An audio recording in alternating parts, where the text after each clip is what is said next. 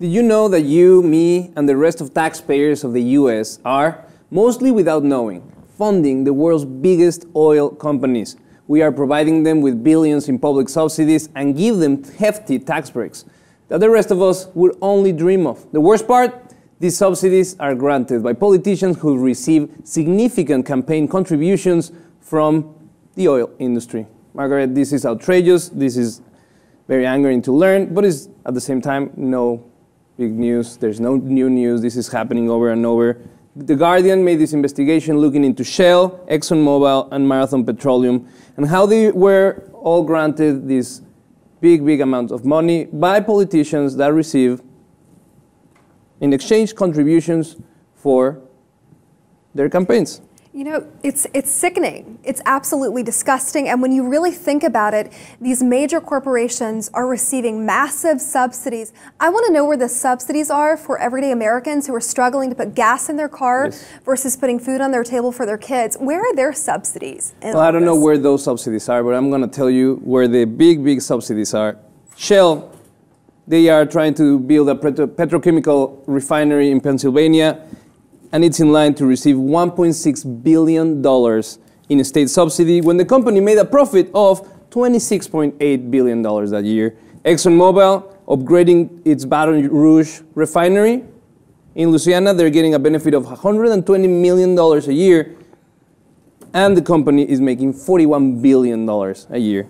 And at a smaller scale, Marathon Petroleum, they're trying to build this job subsidy scheme that costs $78 million a year, and they are making $2.4 billion a year. This is of profit after taxes. This is the profit that they're making, and still on top, we are financing their businesses, and we are not even touching upon tax breaks, and we'll go there in a minute, but it's incredible. You know, it's time to call out the politicians that are accepting money from big oil. From my understanding, Republican Governor of Ohio, John Kasich, he was one of the major recipients of big oil this year. Ironically, he put a $500 million tax break in for big oil in his state. Not to mention, he's sort of made this announcement. He's a possible contender for a presidential bid in 2016. That's the last thing we need. But you know, it's time to start calling these guys out for what they're doing. They're taking money, and the revolving door, they're putting it back in the forms of tax breaks and subsidies, and it's despicable. Well, let's talk about some of them, and specifically. Republican Governor Tom Corbett received over $1 million of campaign money, and in exchange, he granted Shell $66 million of tax credit a year for 25 years. And then we have the Republican Governor of Louisiana, Bobby Jindal, that have received over $1 million in over 200 different donations from big oil. We have someone that is trying to change this. His name is Bernie Sanders, the hopeful presidential from the Democrats. And he's trying to pass a law known as the End Polluter Welfare Act. And this act will cut down $135 billion of federal money going into subsidies for oil companies because the profit that they have, they don't warrant subsidizing anything for them. You mentioned that corporate welfare state, and I applaud this man for what he's trying to do, but this epitomizes corporate welfare. I mean, you talk about, you know, they're taking money in the billions. Yeah. You mentioned ExxonMobil. I just wanted to touch upon Rex Tillerson, their CEO, last year in 2014 filed a lawsuit. He then removed his lawsuit from the bad press he was getting.